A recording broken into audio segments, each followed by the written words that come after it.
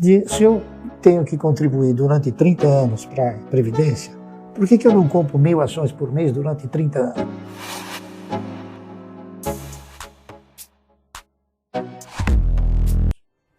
Muitos falaram, você está visionário. Tudo bem, mas eu vou conviver com essa minha visão, porque eu estou pensando em investir na geração de riqueza e usar a renda fixa, porque a renda fixa, na minha concepção, você usa que é para não pôr dinheiro debaixo do colchão, tá certo? Sim. Então a filosofia é essa, você tem que investir na geração de riqueza. E foi o que eu fiz.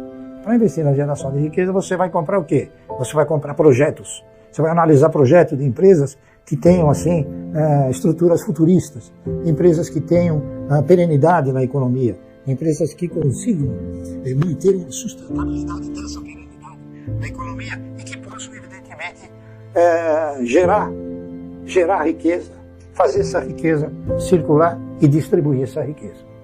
Foi o que eu pensei. E foi o que eu fiz.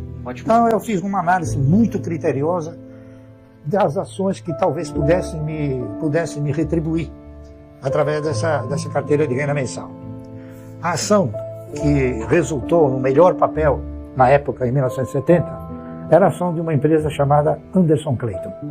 A Anderson Clayton era uma empresa do setor de alimentos industrializados, fazia Claybon, margarina, óleo, enfim.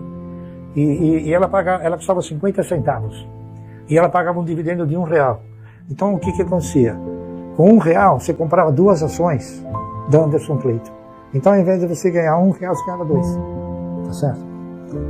Procurei fazer a coisa de uma forma assim, bastante inteligente. Só que eu fiz esse trabalho, propondo comprar 1.000 ações da Anderson Clayton durante 30 anos. E esse trabalho se chamava Ação e Alimento, 2 bases de desenvolvimento. Aí esse trabalho eu encaminhei para o doutor Guilherme de Jesus Falamina, que ele era vice-presidente da Anderson Clayton, e ele mandou me chamar. Ô Marcelo, você é um gênio. Eu falei, que gênio? Você fez uma coisa que nunca nem ouvi, não deu experiência de mercado, não sei o quê. Só que ele falou o seguinte, ô Marcelo, esse trabalho aqui não vai dar certo. Eu falei, por que, doutor Guilherme? Aí ele chegou para mim e disse assim, você sabe quem é dono da Anderson Clayton? Eu falei, não. Ele falou, os donos da Anderson Clayton são 2 velhinhas de 80 anos, elas são americanas, que elas herdaram. E sinceramente a gente não sabe até quando elas vão resistir e vender a empresa. Dito e feito. Uns 5, 6 anos depois a Unilever comprou a Anderson Clayton. Então o que eu fiz? Não tinha outra alternativa senão buscar um novo produto para amparar essa minha tese. Aí então, o segundo papel que mais se aproximava de manter esse critério, porque aí eu já adicionei o critério que a empresa tinha que ter 30 anos, tá certo? No primeiro caso eu não adicionei. Então eu fui para uma empresa que chamava Centrais Elétricas de São Paulo, CESP. A CESP gerava, transmitia, distribuía energia. A CESP era uma empresa que tinha ações ordinárias e preferenciais. A CESP tinha no seu estatuto um dispositivo que obrigava a empresa a pagar um dividendo mínimo prioritário e obrigatório de 10% sobre o valor nominal 1, da época tinha valor nominal 1. Então eu achei interessantíssimo, porque naquela ocasião ainda era possível a cada ano as empresas corrigirem o seu ativo mobilizado, e com essa correção do ativo mobilizado, como a empresa tinha valor nominal, cada vez que ela aumentava o capital, ela era obrigada a aumentar a quantidade de ações. Muito bem. Então, eu comecei a comprar ações da CESP. Fiz o trabalho. Estou com o trabalho aí, se você quiser ver. Claro que quero. Então, o que aconteceu? Eu projetei esse trabalho, elaborei, pus 1 por 1, 1.000 ações por mês. Como é que faz, como é que não faz? Detalhei, pormenorizei. E como eu era um economista novo, etc., querendo sempre com aquela ideia de evoluir, eu me associei à Ordem dos Economistas. Então tinha um grande amigo, Victor Davi, ainda é vivo. Ele era diretor da Ordem. E na ordem tinha muitos economistas que trabalhavam na CESP. Um deles, chamado Edgar Baron, eles viram o trabalho e falaram: Barça, eu vou levar esse trabalho lá para a CESP, que a CESP tinha aberto o capital. Assim. Aí levou o trabalho, então o professor Garcês, que tinha sido governador de São Paulo, mandou me chamar. Ele e o diretor financeiro, que era um tal de Moacir Teixeira, um cara inteligentíssimo. Cheguei lá, no salão, sou Barça, é o seguinte, a gente olhou esse trabalho aqui, nós vamos comprar esse trabalho. Eu falei: olha, sinceramente, eu não fiz o trabalho para vender. Eu fiz o trabalho porque é uma inspiração minha. Eu fiz o trabalho para mim e para tentar mostrar para os outros, para ver se realmente um dia ele vai funcionar, porque eu não sabia se ia funcionar, não é? Entendeu? Não, mas esse trabalho está ótimo, está não sei o quê, está projetivo, está, enfim, nós vamos comprar o trabalho. Vamos comprar. Eu falei: olha, para que o senhor quer o trabalho? Porque nós vamos mandar publicar. Eu falei: então, não precisa entregar mais. Ele falou: poxa, eu vou fazer o seguinte, eu vou mandar publicar e vou botar seu nome. A CESP nunca fez isso. Eu falei: fico feliz, né? E ele fez o trabalho e botou o meu nome. Caramba. E agora, outra particularidade. Eu tinha esperança, mas não segurança, que uma carteira de renda mensal pudesse dar resultado, não é isso? Porque é difícil você prever, é uma coisa tão importante, tão significativa, da época. Hoje não, mas da época sim. Então eu fui pensando, que título que eu vou colocar nesse trabalho.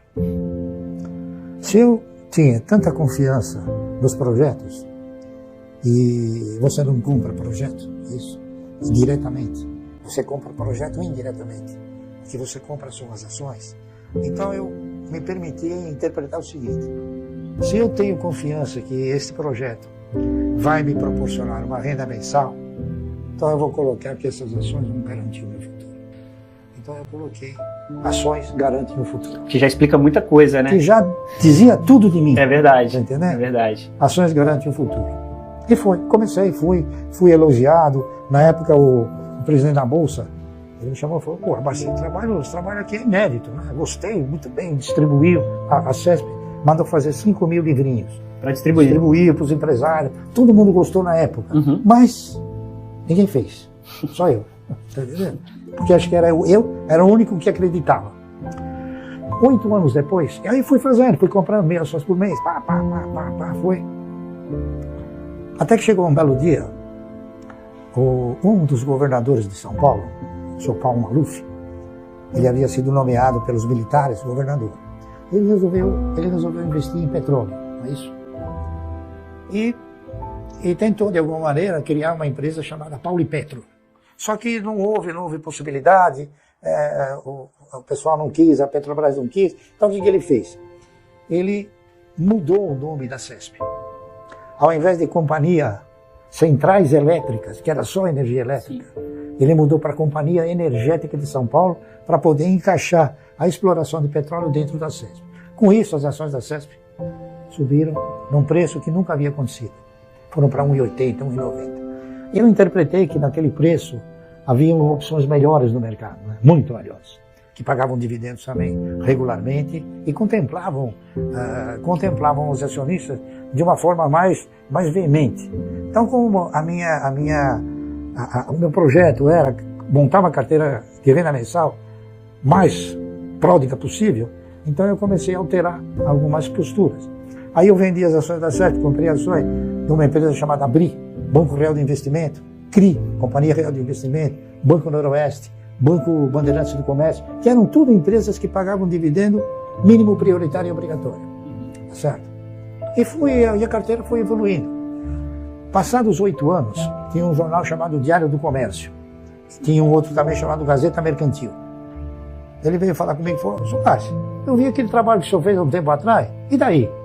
Tá indo bem, o trabalho ele está estático, eu que estou indo bem, eu falei, né? Ele falou: mas o senhor já está aposentado? Eu falei: estou.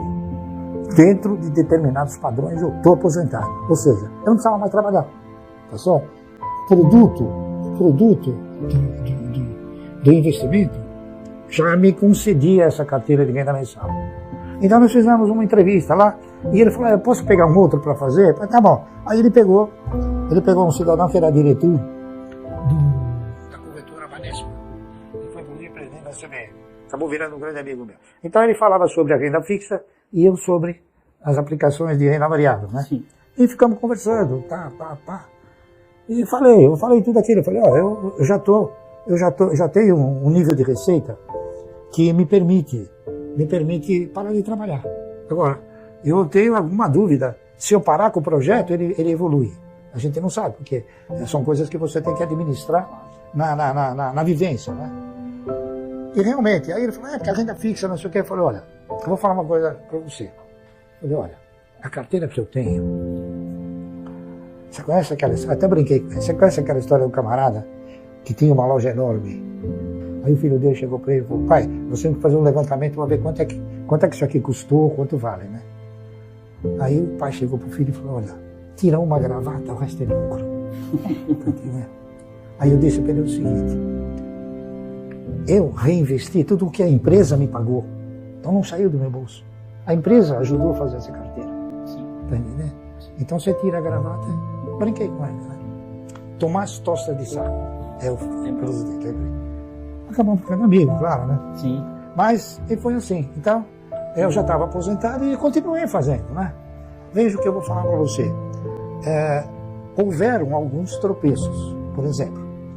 Comigo também aconteceu uma coisa interessantíssima que até eu vou citar. Não me lembro também o ano, mas foi na década de 70. Eu sempre fui uma pessoa que lia o estatuto, leio as atas, leio o jornal todo dia, não o título, mas o seu conteúdo. Isso é mais importante do que parece, né, Márcio? É mais importante do que se imagina. Exatamente. O imaginário é uma coisa que ela não é fértil. Exatamente. Então, o que aconteceu? Eu estava lendo eu vi a primeira notícia. Banco Econômico chama uma subscrição a 1,50, né? Falei, pô, o papel custava 50 centavos. Pô, o cara vai chamar uma subscrição para arrecadar recursos, para pôr no caixa, para pedir 1,50 para todo mundo. E o papel na bolsa custa 50 centavos, o cara tá louco. Aí eu falei, pô, tem um detalhe aqui. Era 1,50 para pagar em 12 vezes sem juros, sem correção. Naquela época a correção do nobre distinto maiúsculo da nobre era 60% ao dia. Tá entendendo? Falei, bom, isso aqui tem alguma coisa que está errada aqui, eu não sei o que é, mas vou ter que descobrir. E de repente deu um estalo. Eu falei, bom, o cara ele vai chamar a subscrição, ele paga 10% e depois ele dá um dividendo. Foi o que aconteceu. Eu cheguei no departamento de ações do Banco Econômico, que era onde é a bolsa hoje, né? Tem aquele portal que tem aquelas moedas grandes, era lá. Eu não tenho ações do Banco Econômico, né? Mas gostaria de ter. Dá para subscrever? Ele falou, dá. Quanto o senhor quer? Ninguém vai subscrever. O cara mesmo falou para mim. Vai sobrar muito. Eu falei, poxa, pode ser 5 milhões de ações? O cara quase caiu na cadeira. Né? Basicamente você na subscrição. Ele falou, o senhor não pode sair daqui. Se quer 5 milhões de ações, subscrevi 5 milhões de ações lá.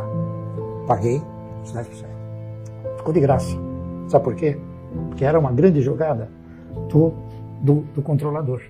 O controlador fez isso para ninguém fazer. Sobrou tudo para ele. Aí ele começou a dar uns dividendos altos. O dividendo pagou a subscrição.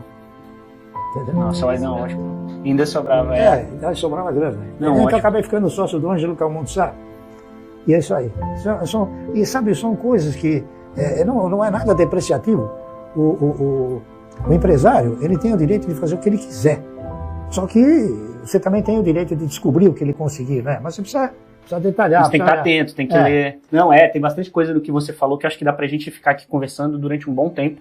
Mas teve uma coisa específica que me chamou muito a atenção e que é o processo de aprendizagem. Teve um determinado momento na sua fala que você começou de uma maneira e aí quando você foi fazer um segundo investimento você falou, pô, pera lá, deixa eu melhorar o meu processo de investimento. Claro. E aí até passando a bola um pouco para a Luíse, porque muito do processo de investimento hoje, principalmente dessa carteira previdenciária, passa desses seus aprendizados e passa pela maneira que a Luíse conseguiu explicar e processualizar essa maneira. Como é que vocês fazem hoje, Luiz? O que vocês preferem? Falar, eu gostaria só de concluir. Claro. Eu em 1970 e 71, edifiquei, construí, pavimentei essa carteira chamada Carteira de Renda Mensal. Ao projeto eu dei o nome de Ações Garante o Futuro, não é isso? E foi. Hoje, eu modificaria o nome do projeto. Por quê? Porque hoje já não é mais esperança. Então hoje eu colocaria o nome assim: ações garantem um ótimo futuro. Poxa, excelente nome. Excelente certo? nome, Márcio. É isso aí. Concluí. Ótimo. Bom, vamos lá, né? Muitos dizem que tudo que ele construiu se deve ao fato de ele ter sido pioneiro, de ter comprado ações a centavos, né? Entretanto, as pessoas se esquecem do nível de dificuldade que se tinha em investir naquela época. Então, você tinha uma assimetria de informações muito grande, você tinha um custo operacional maior. Então, quer dizer, pra você descobrir uma jogada como essa, que é lucrativa, você tinha que ter acesso ao diário oficial, ler milhares de documentos, né? Hoje, tudo a gente vive na era da informação, é tudo muito mais fácil. Então, hoje a tecnologia permitiu a democratização, né? O acesso dos investidores pessoas físicas. Acho que nesse último ciclo de queda de taxa de juros, né? Houve um interesse do brasileiro que se viu obrigado a tomar um pouquinho mais de risco, sim, a diversificar os seus investimentos e olhar para a renda variável de uma outra maneira, né? E eu acho que isso tem muito a ver também com essa nova onda de influenciadores, de educadores digitais, né? A internet é um grande palco, obviamente que algumas pessoas se aproveitam disso e acabam desvirtuando, mas acho que tem muitas pessoas fazendo um trabalho bem legal, acho que principalmente de conscientização, né? Investir é uma tarefa que é uma jornada, né? Não é uma corrida de 100 metros, é uma maratona, né? E obviamente que para você descobrir o seu perfil de investidor, isso demanda tempo, isso demanda o que a gente chama de PDP, prioridade, disciplina e paciência, né? Então um dos nossos desafios foi justamente pegar esse estudo da década de 70 e traduzir para uma linguagem mais atual, mais jovial, né? E que pudesse ter uma escala muito maior, né? Então a internet, obviamente, permite esse tipo de projeto, né? E foi o que a gente fez. Eu acho que é conscientizar o cidadão brasileiro de que ele não precisa abandonar a renda fixa, né? Ele tem que usar a renda fixa para tentar manter o seu poder de compra ali no curto prazo, manter uma reserva de emergência e uma reserva de oportunidade para manter aportes constantes, contribuir para a sua própria previdência, só que nas empresas, né? Então, veja só, essa questão da fragilidade da nossa previdência social é uma questão que ele se preocupa desde a década de 70, é um assunto tão atual ainda, né? Então, a gente já rodou algumas simulações. Se você fizer uma contribuição pelo teto, que hoje é de R$ 877, ao final de 35 anos, que é o tempo mínimo de contribuição, você vai ter um total de 0 patrimônio lá na frente, né? Recursos esses administrados pelo Estado, que a gente sabe que é extremamente ineficiente como gestor, né? Distribuidor de recursos. E você vai estar sujeito a um teto ali, corrigido, né? Obviamente, mas daqui a 35 anos o teto seria mais ou menos de R$ 40 mil ao mês, né? Levando uma correção de 5% ao ano de INPC, o teto hoje de R$ 7.500. Essa mesma simulação, esse mesmo aporte mensal de R$ 877, num investimento, sendo bem conservadora, considerando uma taxa de 10% ao ano de rentabilidade, somando dividendos, tudo aquilo que você, né, porque em determinado momento, aquilo que você coloca no bolso, a empresa te entrega igual, né? Tem uma zona de arrebentação em que a própria empresa, os próprios dividendos da sua carteira já tem uma robustez tal que você não precisa mais tirar do seu bolso. Então, essa mesma projeção de 35 anos no investimento previdenciário em bolsa, uma carteira de renda mensal, como ele fala, geraria um patrimônio de aproximadamente 14 milhões de reais e uma renda equivalente mensal a 110 mil reais.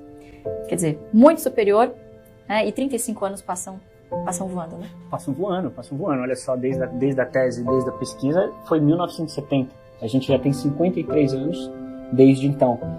E o mais interessante disso tudo é que continua super atual. A gente está falando de uma pesquisa da década de 70. A Luiz não mudou. A Luiz citou vários fatores em que o mundo está completamente diferente. A gente tem uma simetria de informação menor, a gente tem a pessoa física podendo acessar a Bolsa de Valores de maneira mais simples, mas continua válido, né, Márcio? O que mudou foram os valores. A grande realidade é essa. Na ocasião, nós detínhamos, não é isso? Recursos provenientes dos dividendos, recursos menores, é claro, porque a posição era menor. Então, existe também uma coisa, existe um aprendizado do mercado. Nós concentramos o nosso direcionamento, a nossa filosofia, a busca por novas oportunidades e por novos valores, sempre no mercado. E o mercado nos ensina coisas incríveis que a maioria não quer escutar e não quer. Por exemplo, a Klabin me ensinou uma coisa que eu falo para todos e que as pessoas não conseguem avaliar essa simetria. A Klabin me ensinou que dividendo você ganha por quantidade possuída, não por valor aplicado. Sabia disso? Sim. O mercado não sabe disso. O mercado fala, dividendo, mas o que é valor aplicado? Entendeu? O que é quantidade possuída? Não é isso? Então o mercado me ensinou isso. Me ensinou, eu apliquei no projeto. Aplico no projeto. Então a Klabin ela paga um dividendo assim. E eu recebo isso de dividendo. Por quê? porque eu tenho visto de ações. Então ela me ensinou. E a gente tem que fazer isso. A função de uma instituição brasileira que se preze com vocês é justamente isso. É tentar mostrar para o indivíduo algo que vai lhe causar benefício, não malefício. E esse é o meu legado. Esse é o legado que eu quero deixar. Esse é o projeto que eu quero desenvolver. Eu gostaria que nós fôssemos uma instituição que ensinasse a todos como conseguir um conforto financeiro. Tá certo? Exato. Para ser um vitorioso é preciso você se dedicar, é preciso você analisar estratégias, é preciso você seguir parâmetros, ser disciplinado e ter paciência.